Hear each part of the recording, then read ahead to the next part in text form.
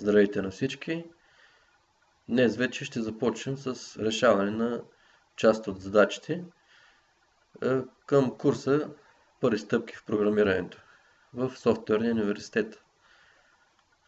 Така, като за начало може да си отворим сайта на SoftUni.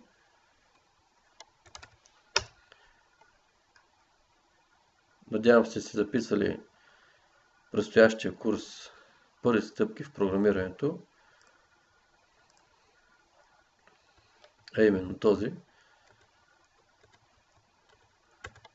Декември 2016. Така, да, работи ми. Избираме курса от обучение, от главното меню, обучение, избираме курса. Декември 2016. И виждате, тук вече имаме темички. Първа тема – полезни линкове, втора – добре дошли и така нататък. Ето тук пише за домашно. Виждате, че на първите три теми нямаме домашни, защото те са по-скоро такива въведителни за представят лекторите, представят SoftUni и така нататък. Домашното започва от първи стъпки в програмирането. И надолу, нали? Все още нямаме материали от тук, така че упражнението към тази лекция може да си го намерим от изминали вече от такива обучения, а именно Programming Basics, октомври 2016. Така, ето първи стъпки в програмирането. Имаме тук, виждате разни, имаме видео, екран, имаме презентация към тази тема и упражнение към тази тема. Цъкаме върху упражнението, изтеглени се файла, docs е файла, предполагам имате Office пакет. Така, и аз съм си го отворил, ето това представлява. Ето пише упражнение първи стъпки в коденето. Първата ни задача е да направим конзолна програмка Hello C#. Разбира се, в това видео ще покажем и как да работим с JIT системата в SoftUni, как да си проверяваме задачите автоматизирано. Също така, това по-скоро е въведение в това как да работим с JIT системата, кога ни дава, че не може да се направи компилация и така нататък. Нека първо да си направим един проект в Visual Studio. Знаете, файл New Project. Нека си направим Blank Solution. В търсачката, знаете, пишем Blank Solution и да го кръстим First-Steps in Coding. Примерно. Enter. Така, тук в менюто Solution Explorer тесим бутон над New Project и вече от тук си правим нов проект за самата конкретната задача. Първата е Hello C#. Така, Enter. Нека да отворим и JIT системата. JIT SoftUni, така.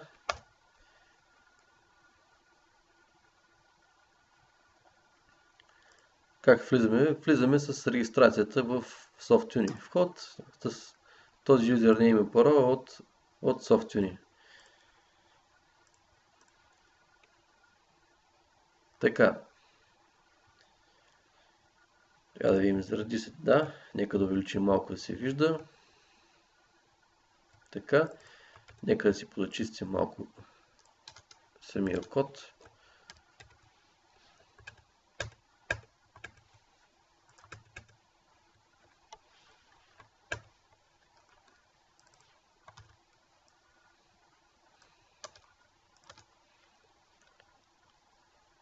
Ctrl-K-D, Backspace Delete.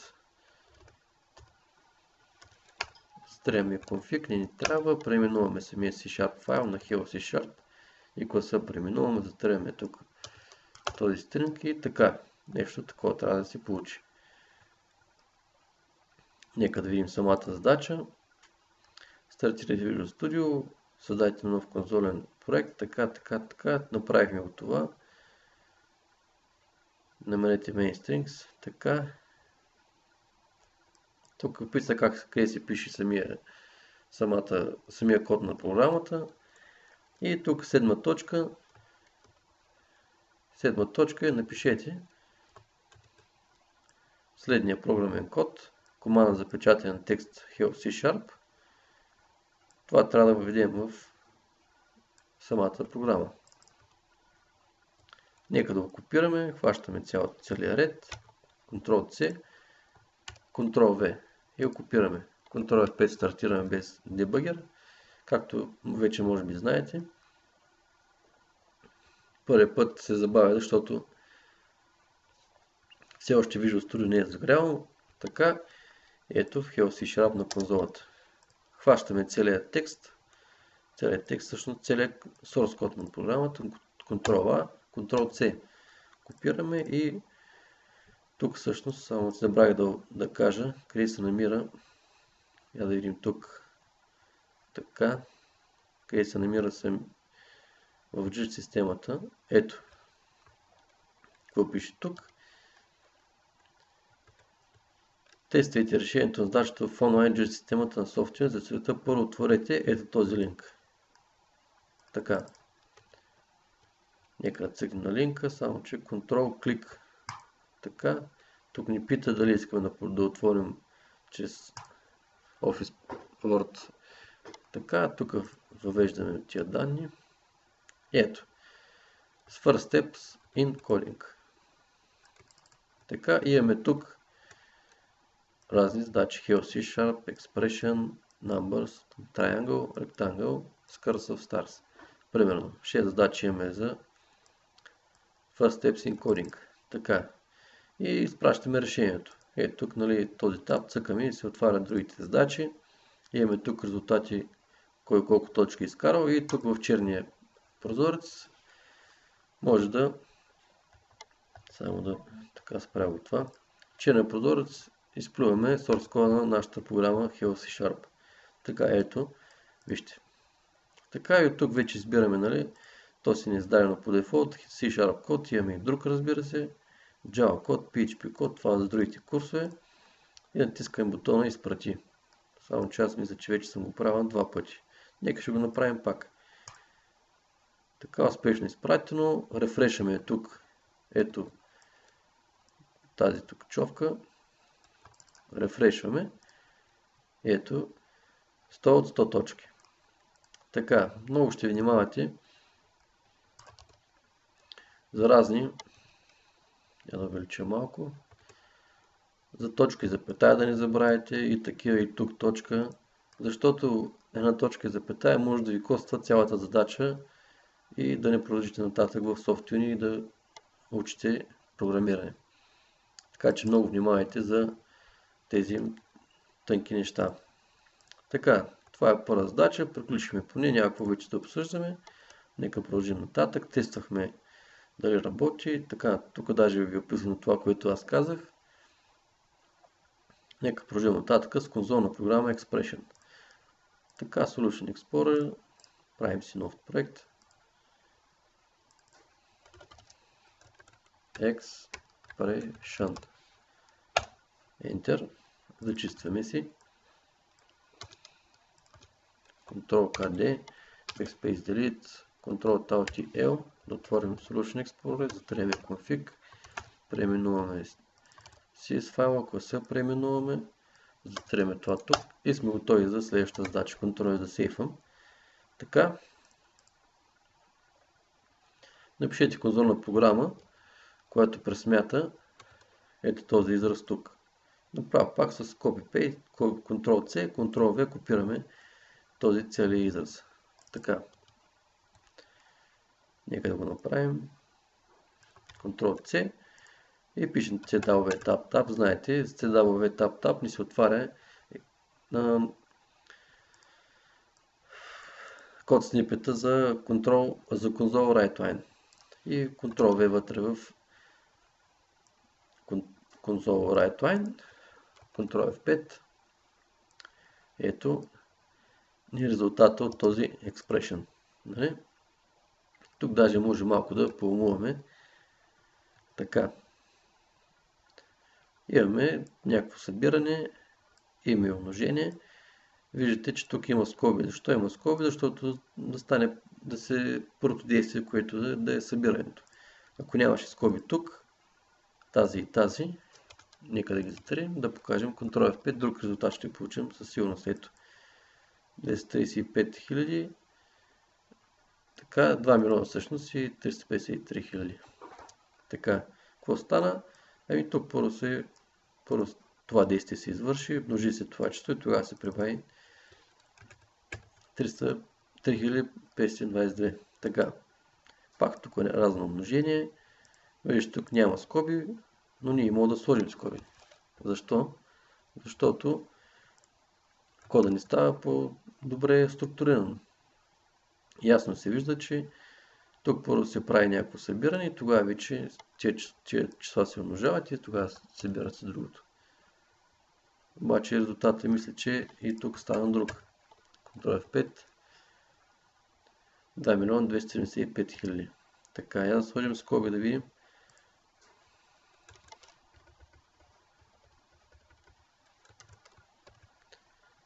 Да, то всъщност даже тези скоби не са наложителни май.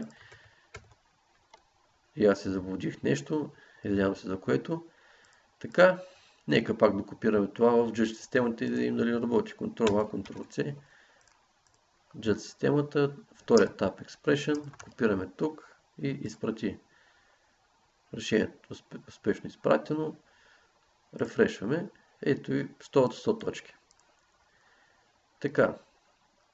Ако имаме някаква, да кажем, тук да изпуснем точка и запетая, виждате, че успешно изпратено, даваме рефреш и грешка при компилация. Не се е компилирал. Така, нека продължим нататък с трета задача nums 1 to 20. Така, правим пак нов проект. Именуваме го num 1 to 20. Пак се зачистваме. Като направите 100 пъти това нещо, ще се научите да го правите бързо и няма да ви е толкова досадно. Така. Нека продължим нататък. Числата от 1 до 20. Пишете конзолна програма, която печата числата от 1 до 20 на отделни редове. Много важно отделни, защото ако е на един и същ ред е конзол write baseline.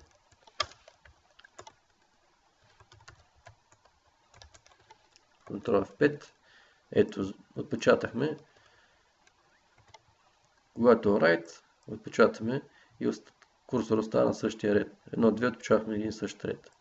Ето виждате резултата. А когато е write line, даже тук това мога да направя с един. Натискаме клика, задържаме, само че трябва да натиснем и задържим Alt и пускаме надолу леко. Ето им дали ще мога да покажа. Ето виждате лека сива ивица, която обхвана и двата реда. И виждате сега какво правя. Пише line с главно L. Виждате колко е готино. И на двата реда пише заедно. Ето виждате, че може да има и други неща. Тук това не е коректно. Нека затрия. Ctrl F5. Ето когато е конзол WriteLine. На два реда отпечатваме 1 и 2. Така. Нашата задача е да отпечатаме от 1 до 20. Така. На отделен ред всяко число. Обаче има и тънкост, която може да използваме, разбира се. Все още разбирам, че не сте запознати с цикли, с такива неща, но не ви пречи да експериментирате и да пробвате да правите разни неща по друг начин и по-улеснено, да кажем. Нека създадем една промена от тип int number count всъщност може да е num counter е равно на 1. Така, инициализирахме променлива, която е с num counter име и която е стойност единица. И правим един while цикъл, да кажем. Tap и ни се отваря структурата на while цикъла. Какво представлява цикъл и условия на цикъла. True или false. Нали, може да има израз, нали, изчислява се този израз и ако е true този израз, влиза вътре в цикъла, програмата и почва да отпечатва или да прави тези неща, които са вътре в тялото на цикъла. Ако тук се получи false резултат, директно прескача и подминава, отива на следващия ред. Така. Нашата задача е да отпечатаме числата от 1 до 20. И тук може да направим следното. Докато num counter е по-малко или равно на 20, виждате, текстът ни е маркиран в жълто. Това е така. Вижте, сега пише тук разно условие. Моето условие в момента е num counter да не е по-малък или равен на 20. Тогава се изпълнява цикъла. И натискам Enter и виждате как влезна вътре в цикъла, което е доста добра бугинка от страна на Visual Studio и директно започваме да пишем вътре в тялото на цикъл. Какво ни трябва на нас? Да отпечатаме самия num counter. Ctrl F5 даваме. Виждате, че цикъла няма край. Виждате как единиците тук прескачат. Продължава да отпечатва едно до безкрай. Защо е така? Защото да пустим и дебъгера. F10. Малко ще забави. Така. Минаваме през num counter. Нека да отворим locals. Да го забучим така да се вижда. Така. Минаваме и вижте сега. Спря на цикъла. Ето тук. F10. Влезна в цикъла. Защо? Защото num counter е 1. А числото от другата страна е 20, което вието виждате, даже искам да го сложа пинче. Ето, много добре се вижда тук. Връща, самият цикъл връща true и влиза вътре, разбира се. Отпечатваме първия, нали, console write line отпечатваме, излиза от цикъла, влиза пак в цикъла. Така ето променливата. Пак проверява, ами то num counter не сте останал едно, ние сме го променили никъде. И ето това се изпълнява вечно. Докато не спрем насилствено програмата и виждате, че ето. Отпечатваме 1 до безкрай. Shift F5 да спрем дебъгера. Така, какво ни трябва тук? Ами някакъв код, с който да накараме num counter да се променя в самото тяло на цикъла. Така. Със следното нещо. num counter ++, точка и запетая. Чрез този код тук, както вече знаете, когато ето, дай да го направим пак през дебъгера. Така, инициализираме, да отворим и локал се отворен всъщност. Така влиза, отпечатва num counter. Така. И сега тук сме на num counter на този ред. F10 натискаме и минава през този ред. Ето виждате, даже тук в locals самата стойност стана 2. Този код, който значи на стойността на текущата стойност прибавя единица. Когато е минус, изважда единица. Да проверим. Така runtime направих промяна в source кода. F10 влиза в това, в цикъла. Отпечатва 2. Така. Тук обаче вече е минус. Гледайте сега тук какво се получава. Да увеличим. Така. F10, виждате, стана 1. Защо става 1? Защото имаме декремент. Така. Нека продължим нататък. Да затворим дебъгера, не е нужен за момента. Ctrl F5 да видим самата програма. Така, тук, да, защото е минус, аз забравих да го променя. Плюс, Ctrl F5, ето отпечатва числата от 1 до 20 на всеки на отделен ред. Нашата задача е точно така да отпечатаме. Виждате тук, по принцип на вас това ще ви е първото, което ще сетите, да го направите с Console WriteLine 20 пъти. Но виждате, че не е много удобно, колко се усложнява самия код. Така. По този начин е по-лесно, малко по-трудно, извинявам се, но пък става по-бързо. Така, нека да пак да пратим кода в Judge системата, да проверим. Така, ето, 100 от 100 точки получаваме. Разбира се, това са много елементарни задачи, по-скоро са такива задачи, за да може да се упражним върху това как да работим с Judge системата, да се упражняваме. Ако в началото, разбира се, ще правим грешки с точка и запетая, може да изпускаме и така нататък, и да гледаме, че нещо не е наред, не правим както трябва и да се научим да работим с Judge системата, за да може после като дойде време за изпита, да отидем на изпит и да може да се справим с Judge системата, вече оттам нататък с задачите на изпита. Така, 21 минути, добре. Да продължим нататък с следващата задача, триъгълник от 55 звездички. Така, имаме тук разни точки, виждате, много добре описано. Ева на хората от SoftTune. Направили се го упростено, за да може да, в началото всеки, когато започва си първи допир до програмиране, тогава той няма никаква представа за какво е реч. Много е трудно, но с времето малко по малко се свикват нещата. И така, ето, създайте много хубаво C# приложение с име Triangle of 55 Stars. Напишете код, който печата триъгълник от звездички, например 10 команди, така. Нека да си направим нов проект. Само, че това е Diagnostic Tools, тук е излезна. Така. Add New Project. Triangle of 55 Stars. Enter. Да намалим малко. Една идея.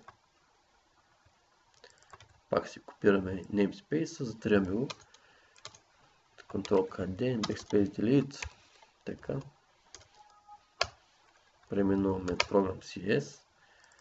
Класа, затриаме. Така. Сега, нашата задача е да направим този триъгълник от звездички. Първото на им, което ще ви дойде, съм почти сигурен, е да направите Console WriteLine, да вкарате една звездичка, Console WriteLine да вкарате две звездички и така до 10. Разбира се, този начин работи, защото все пак не е малка програмата и не е толкова сложно. Така, но може да направим и друго. Може да направим цикъл, с който да отпечатаме на първи ред една звездичка, на n ред n на брой звездички. Ако имаме 20 ред, отпечатваме 20 звездички. Ако имаме 10 ред, отпечатваме 10 звездички. Виждате, че така ето. Първи ред една и така до колкото искаме. Така. Тук може да помислим даже трябва ни един цикъл, с който да отпечатаме редовете на звездичките и друг цикъл, с който да отпечатаме самите звездички. Така.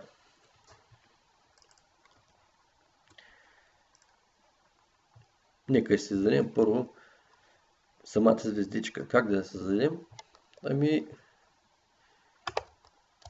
променливо тип char или стар по-точно. Стар, нали, звездичка. Равно на, по този начин може да мисля, че трябва да стане. Точка и запетая, да им дали ще отпечатаме. Стар, Ctrl F5. Така, ето отпечата си звездичката на конзолата. Една на брой. Така. Създаваме променливо тип char.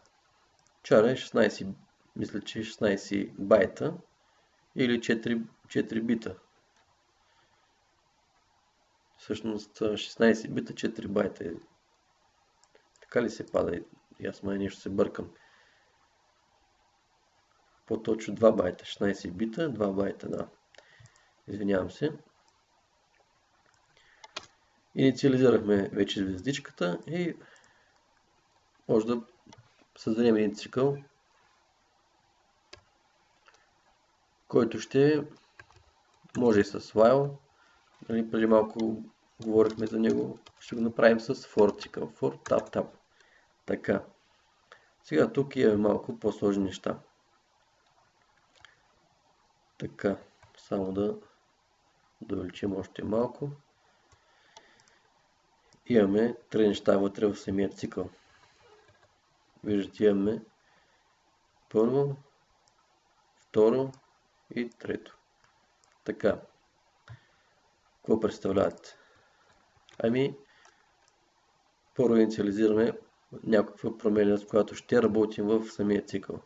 Значи тази променлива тук, която е инициализирана, работи в самото тяло на цикъла. Тази променлива, ако искам да използвам след цикъла, е невъзможно. Трябва да я създам преди цикъла и след цикъла. Имаме условия на цикъла. Ако и е по-малко от дължината на някаква дължина там, ако това е true, влиза в цикъла. Ако е false, излиза от цикъла. Така, и третото е вече пресмятане. Може да е инкремент, декремент, може да е, виждате, плюс, минус, може да е и по 2. Пак ще работи. Всякакво не е казано точно как да описам този формат на изчисления. Така, нека да го махна този цикъл. Ще създам нов for. Така, виждате, курсора край ни мига. Така. Може да пишем име на променлива, да кажем първият цикъл ще е за брой на редовете. Row counter. И виждате сега, оградено е в правоъгълник с наточици. Така. И сега, когато натисна Tab, само да намаля малко, виждате вече всички тук променлива са с такова име Row Counter. Така.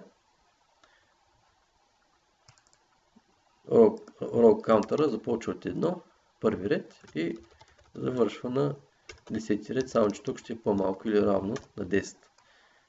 Така. Нека да отпечатаме звездичката, Ctrl F5. Ето, отпечатахме на 10 реда по една звездичка наред.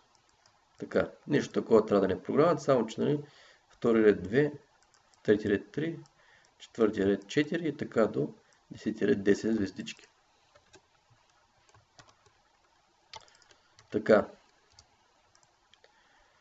Първата част от задачата направихме да отпечатаме редовете на самата програмка, така че да е, нали, да е коректно.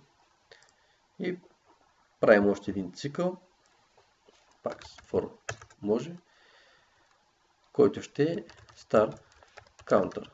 Tab, нека да намаля така, започва от 1, star counter ще е с дължина, мисля, че row counter. Я да видим така ще работи ли.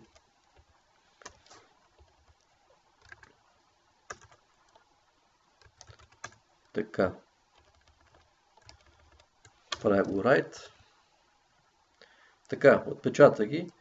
Мисля, че това са 55 звездички, само че на един ред. Виждате, че горе-долу програмата вече добива вид. Така, какво стана тук? Нещо бъгна, не ми затворя Visual Studio, записа върви ли? Върви, добре. Така, нека пак да проследим с дебъгера какво се случва. Инициализира се променливата star, така ето с код 42. Така с кодовете по-нататък ще говорим. Влиза в цикъла, първо инициализира тази променлива, row counter, после проверява условието дали е вярно. Нека така да го дам така, да се гледа самото условие. Така, в момента ни е true. Така, влиза в цикъла, защото е true. Така, влиза в другия цикъл, инициализира star counter променлива. Едно, проверява, така да видим, само искам така да... ето, идеално. Влиза в него и отпечатва звездичката. Отива, ето къде отива, на брояча. Star counter++, F10. Така, вече цикъл връща false. Защо? Само не видя. Star counter е 2, row counter 1. Ясно. F10 минава, излиза от вътрешния цикъл, влиза в външния пак, проверява row counter, проверява тук true, влиза пак вътре. И така, виждате какво става. Първо инициализира променлива, после проверява условието, този цикъл, влиза в цикъл, ако е вярно, и отива чак. Значи, да опишем така действията на for цикъла. Първо действие е това. Инициализира променлива, второ е това, проверява условие. Трето действие е това. Тялото на цикъла. Разбира се, ако това условие е true. Ако върне false, няма да влезне тук, направо ще излезне от цикъла. Така, когато свършат тези команди вътре в цикъла, идва тук и от тук отива на тази. Това е четвърто действие на for цикъла. Някакво изчисление и после пак се връща тук на 2 и проверява, ако е false true, пак влиза и така нататък. Така, нашата програма горе-долу е направена, само че трябва да направим така, че когато отпечатам първата звездичка, да отиде на първи ред, да отиде на втория ред, когато отпечата две звездички, да отиде на трети ред и така до 10. Как ще го направим? Ами последния начин. Първо, дай пак и дебъгера. Инициализира тук промени, само искам да дам така малко, да се виждате двата цикъла. Така, влиза втория, отпечатва звездичката, излиза, проверява. И сега тук като е false, вече виждате отива тук. Значи, преди това действие тук, може да въведем някакъв код, да кажем следния. Просто празен ред. Козора е това, за да може да, като отпечата първата звездичка на първи ред, console write-line, чрез console write-line, празен console write-line, ние изпълваме целия ред и курсора отива на втория ред. Така.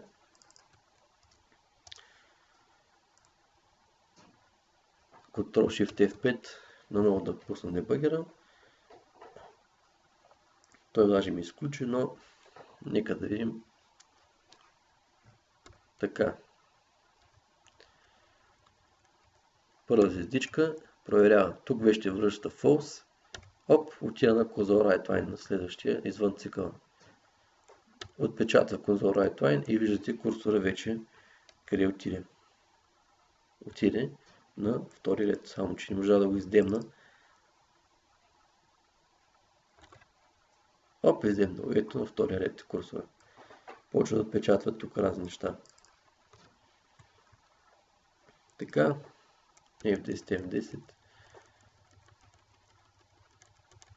Ето виждате. Нека да го махнем дебъгера. Ctrl F5. Ето нашата задача. Първи ред е една звездичка. 10 ред 2, 4, 6, 8, 10. Така. Това е решението на тази задача. Има и други решения, разбира се. Ctrl-A, Ctrl-C. Така. Изпрати. И даваме. Получихме 100 от 100 точки. Разбира се, никаква изненада. Програмата е решена както трябва. Нека да продължим нататък с пета лекция на правоъгълник. Така. Напишете програма, която отпечата на козовото две числа. Само че тук, я да видя, не ми е удобно хич това. Не, няма да мога да го... Козовото две числа А и Б и през смята отпечатва лицето на правоъгълник с страни А и Б. Значи тази програма вече трябва да имаме вход от потребителя. Какво означава това? Потребителя вижда в конзолата някакъв вход, число или текст, зависи от самата програма.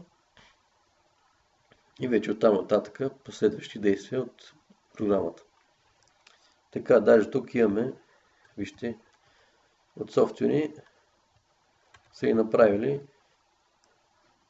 как би трябвало да изглежда входа на нашите две числа А и Б. Само че тук е направен с var и после decimal parse. Защо parse? Защото, както вече обяснихме, всяко число в C# първо се отпечатва като string, се взема, после се парсва към число. Какво имам в предвид? Нека да направим проекта за тази задача.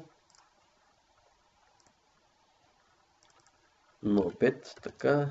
Какво беше? Лице на правоъгълник.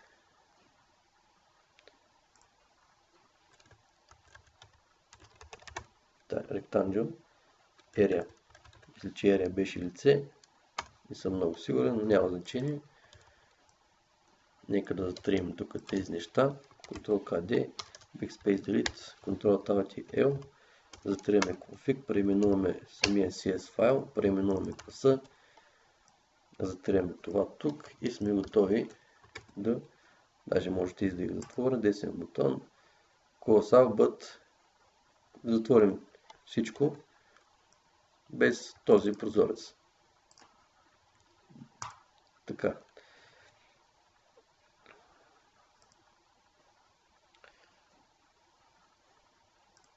Ето, int равно на int.parse console.readline. Така. Така. C# работи така. Всеки вход от конзолата се има за текст. И после се преобразува в било то число от тип int, било то число от тип decimal, десетична точност, било то тип някакъв, да кажем, char. Мисля, че и char трябва да работи и така нататък. Ето работи. Така, нека да направим нашия вход. Разбира се, може да го копираме от тук. Това ще бъде нашия вход. Но аз ще го направя последния начин. Както си е. Ще го направя с decimal a равно decimal.parse от console.readline. Точка и запетая. Control. Виждате курсора къде мига. Така. Когато натисна Ctrl-C, Ctrl-V, копирам реда, където мига курсора. Така. Тук променяме тази, да не е А, да също Б и това ще бъде нашия вход. Следващото нещо да видим как се пресмята лице на правоъгълник. В Google може да потърсим.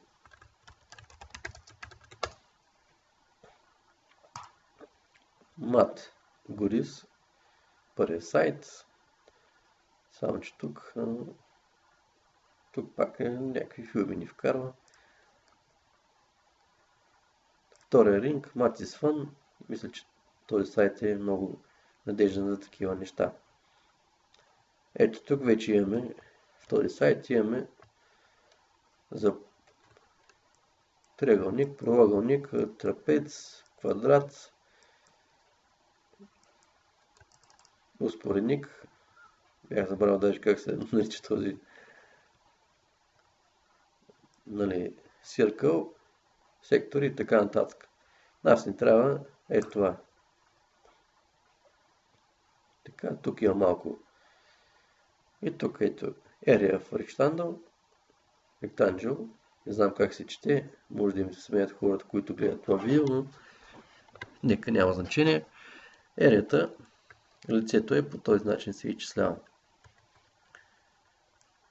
Дължина по височина. Или ширина, разбира се. Така, в случай ако имаме дължина 5 и височина 4, лицето ще е 20. Така. Тези неща, разбира се, се учат доста, мисля, че в 5 или клас или 6 ще ви изложа, но би трябвало да ги знаете. Така. Това ще ни бъде входа. И нашата задача е да пресметнем лицето на правоъгълника с този вход. Имаме тук и примерен ход. Този правоъгълник тук. Виждате, при 2,7 връща 14. При 7,8 56. При 12,5 60. Ерея. Така. И правим една промелия от пак тип decimal с име area равно на А по Б. Защо по Б? Защото вече казахме, че лицето на правоъгълник се изчислява по дължината и височината на правоъгълника. Така. И трябва да отпечатаме вече ерията. Така, отпечатваме Console Write Line, area. Ctrl F5, въвеждаме 5 и 4, връща 20. Така, нашата програма работи коректно. Разбира се, ако пишем текст вместо число, връщаме Unhandled Exception, System Format Exception. Защо? Защото въведохме текст, а не някакво число. Може и 1,5 с 3,320. Да, разбрахте ме.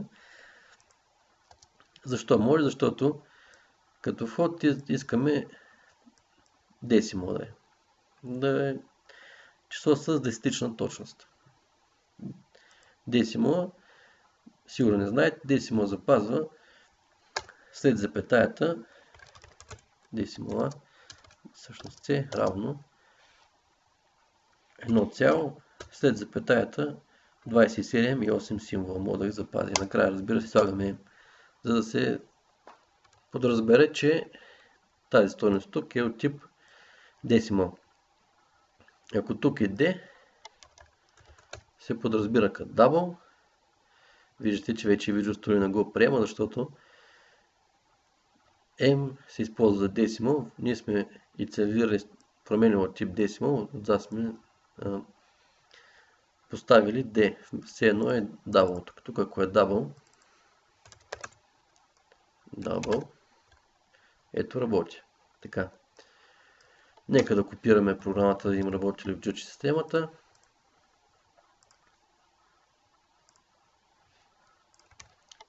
Така изпрати 100 от 100 точки. Така. Работи. Много внимавайте тук. Виждате, че никъде не съм писал, защото може да кажем да имаме следното.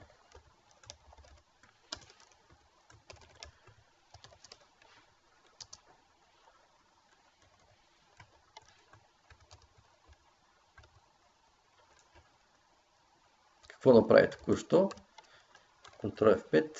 Ето, под камъни конзолата въведи А, въведи Б. Но в Judge системата това няма да го приеме. Нека даже да проверим.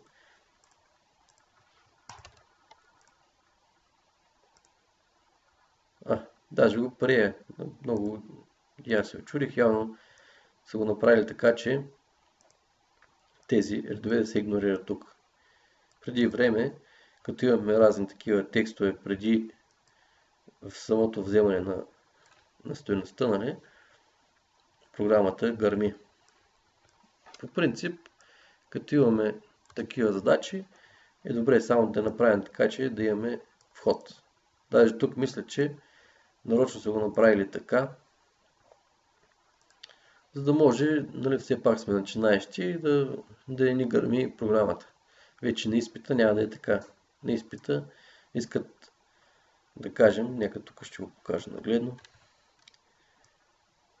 Тук имаме, нали, в самата задача имаме един правоъгълник с какво се очаква на първи ред да се отпечата, на втори ред, на трети и така. Ако ние отпечатаме нещо друг на първи ред, и вече програмата оттам нататък ни е некоректна. Много внимавайте, че съдържа системата. Нали, с времето ще се научите как да работите с нея и да нямате проблеми. Мисля да спра това видео. Има една шеста задача, квадрат от звездички. Тя даже е трудна, по-трудна е от останалите.